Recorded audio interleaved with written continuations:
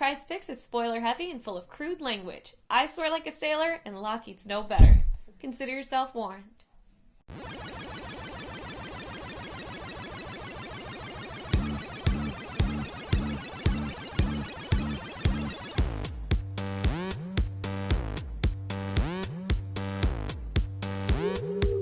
Hey everyone, it's Pryde, and I'm here with this week's Pryde Picks. Gonna kick it off with some DC, do a couple issues of Marvel, and finish it up with Image Comics. Now, the only thing to come out of DC this week that I give a damn about is Batman number 17. And it is the final installment in the Death of the Family story arc. And I have to say, I was a little let down. I had this great conspiracy theory that it was going to be Commissioner Gordon either drugged or losing his shit, and he cut off the Joker's face and he was wearing it and it was going to be amazing. And then the boys in my podcast made fun of me and said it would never happen, and then before it hit the shelves were rubbing it in my face that I was wrong. But for the record, my idea would have been better because this book was not exactly what I was expecting. The first three pages were amazing. I was like, holy shit. I was literally in my bed looking around like, is anybody else seeing this shit? It was very exciting. Then I felt like they kind of took a safe route. I don't want to ruin it for you at all, especially if you've been reading it. But it felt like a safe ending. It felt like, in the end, not much is going to be affected in the Batman family. When you name it Death of the Family, I want something bad to happen. I want something so fucked up to happen that, like, literally the family is never going to be pieced together the same way again. And I feel like they really set it up to go that way, and then they totally dropped the ball. I liked the Joker's final, nudge to Batman at the end and how he got his last laugh. That was kind of cute. But I didn't appreciate the fact that the Joker took a year and a half to take over Arkham Asylum just to make this giant mousetrap to catch Batman in, telling him he knows all of his background and he knows who everybody is, and then to not unmask any of them. Like, I get it. I get that the Joker's crazy and I get why, but I feel like it was just not what I wanted. And I feel like my crazy lunatic conspiracy theory would have been better. So unfortunately, I didn't love it. But if you've been reading it, it's a must-buy because you have to know how it ends. And if you haven't been reading it, the whole arc itself was very entertaining. I would say grab the trade and buy it now. But not because I like the way it ended. Just because it's Batman, and it was pretty well done overall, and they kind of lost / Battlestar at the ending. Thanks anyway, Scott Snyder. Moving on to Marvel, we're going to go to issue 25 of Wolverine and the X-Men. I'm not gonna lie, I've been a sucker for this series since it started, and every issue's been a buy it now, and I might be changing my mind with this one. Now, Wolverine's taken a handful of his problem students and a handful of his new students and decided to bring them on a bonding adventure to the Savage Land. I don't get it because in the very shitty Savage Wolverine I read a few weeks ago, the Savage Land was this uber dangerous place that had SHIELD agents dying left, right, and center, agents that have been trained and skilled. Meanwhile, you have a bunch of newbie mutants that have just gotten their powers. And I don't know how having multiple eyeballs all over your face is a mutant power that's going to help you beat fucking dinosaurs. But somehow he's taking them here and he's like, oh, they're fine. They can handle dinosaurs with their hands tied behind their back. That's amusing because in Savage Wolverine, you can't fucking do anything right. So I'm just pissed that Marvel would just throw a dart at a little board and say, let's send them to the Savage Land. I feel like they could have done anything different, anywhere different, and I would have been happier about this arc. But I thought the Savage Land was playing it safe, and maybe they will change my mind, but this arc right now is completely letting me down. And I'm not saying Savage Wolverine was good at all, but to have Wolverine in the same land, in the same verse, at the same time, and have it be very dangerous than, like, fucking Disneyland, Jurassic Park, it kind of pissed me off a lot. So it ends with Wolverine maybe meeting somebody from his family? So I would say this issue of Wolverine and the X-Men, honestly, I can't even say wait for the trade right now because I don't give a shit about where they're going with this. I guess read it, flip through it on the shelf, check out the terrible art. I really thought looking at it that I liked the art. It wasn't the art that I liked. I really liked the coloring. I thought the colorist did a great job. And the art, everyone's faces changed from page to page, so I didn't appreciate it that much. I'm going to give it a... man. I kind of want to piss on it. I'm going to piss on this book. Don't buy this book. Piss on it. Buy it and piss on it. Moving on to Uncanny X-Men #1. Now, in a post-AVX verse, we haven't really been seeing what Scott Summers is up to. He was in jail, Magneto broke him out, and now Scott Summers is living amongst the world, and you don't quite know what he's up to. This book kind of fills in the blanks.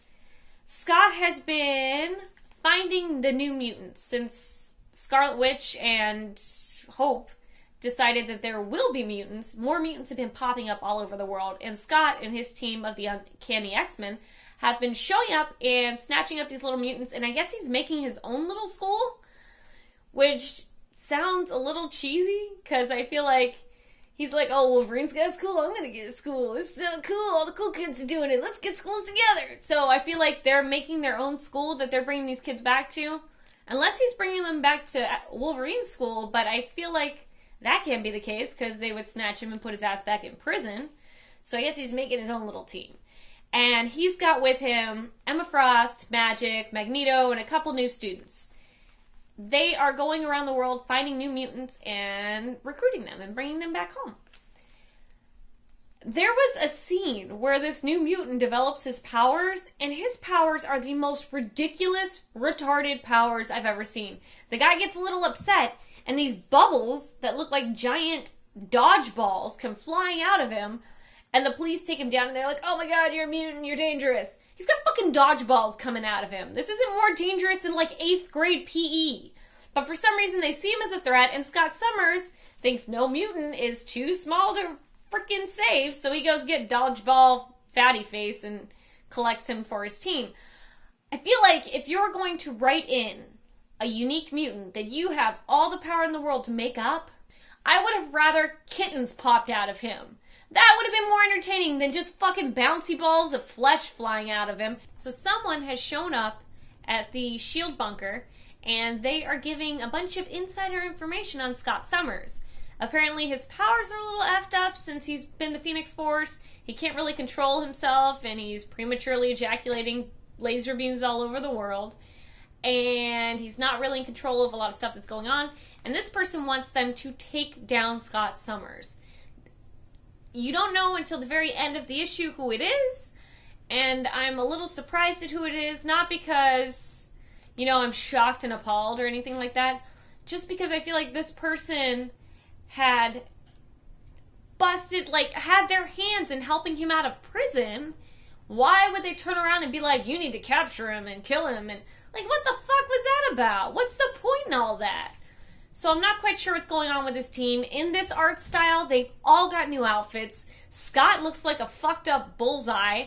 Magneto's new costume is like a white knight from Naruto or fucking Ultron or I don't know what. And Emma Frost looks like one of his students. She's like got short, punky hair, and she's all diamond skinned, and she looks like just a child. She doesn't look like Emma Frost. I don't know why they decided that by being like the new bad guys that they've got to get a whole new image, so they changed their outfits. But I'm not impressed. Magneto doesn't change his outfit, and Scott's outfit upgraded a bit from the little bobble goggles of Geordie LaForge to what he had now. I'm not quite sure where this book is going. I know that post-AVX, Scott has a plan. Scott wants to bring back the mutant race. He's doing some sort of mutant revolution. Not quite sure if it's going to be, you know, mutants against mutants or mutants against humans, but he definitely has a plan. I'm going to wait for the trade.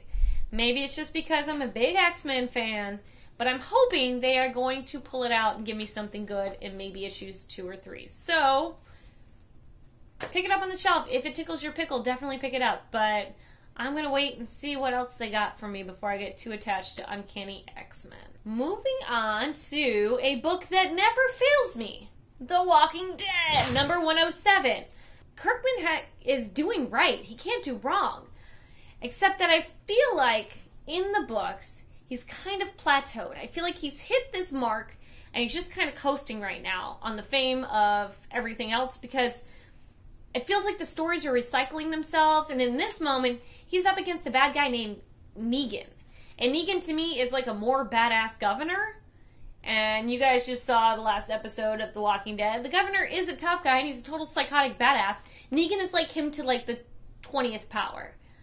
And Negan has bludgeoned your favorite characters right in front of you, and you know that he's a bad guy. And you know, last couple issues ago, Carl snuck off and went to Negan's camp and started fucking shit up. So Negan has Carl, and you don't know what's going to happen to him. Last issue ended with him saying, I can't wait for you to see what I did with your son. This issue is Negan and Rick whipping out their dicks and like comparing dick sizes to see who's tougher. Negan lets Rick go with a mild beating. This book goes nowhere. This book is going in circles down a drain, and I'm not sure when they're going to get traction and get back moving again. But I remember when every issue just like progressed the story, and every issue had your jaw on the ground. And right now, I'd say since issue 100, it's just been kind of treading water. I would say that this book isn't giving me anything. It hasn't. At the end of it, Rick's talking to Jesus / Jesus, whatever you want to call him, and this guy's been in the group for a while, and we still haven't trusted him. Something about him I don't like.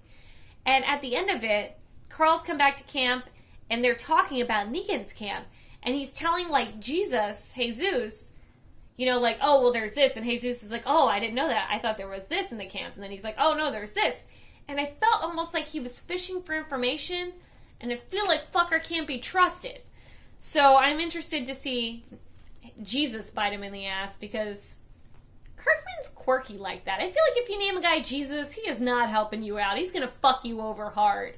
I would say wait for the trade because this book itself, not very interesting, and it's similar to the last couple books that we've read.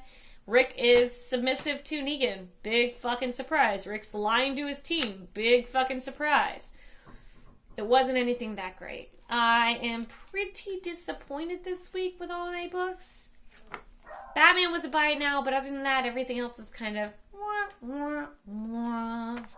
So I will end it with, I hope you all have a great Valentine's Day. I'll be off next week, so I will be supplementing my weekly comic book review with maybe a couple of TV show reviews that I have sitting around the house that I've been meaning to put out there. And I will catch you guys around the 27th. If you hated my review of Batman and you think I did something wrong and that I'm just not fucking getting it, school me, teach me, tell me what I did wrong. Write it in the comments below. You can tell me how much you hate me. I don't care. Troll face me all day. I want to hear what you guys think. I feel like comic books are all about your interpretation. So maybe I'm thinking it wrong and maybe you can change my mind. Let me know. Good night, everybody.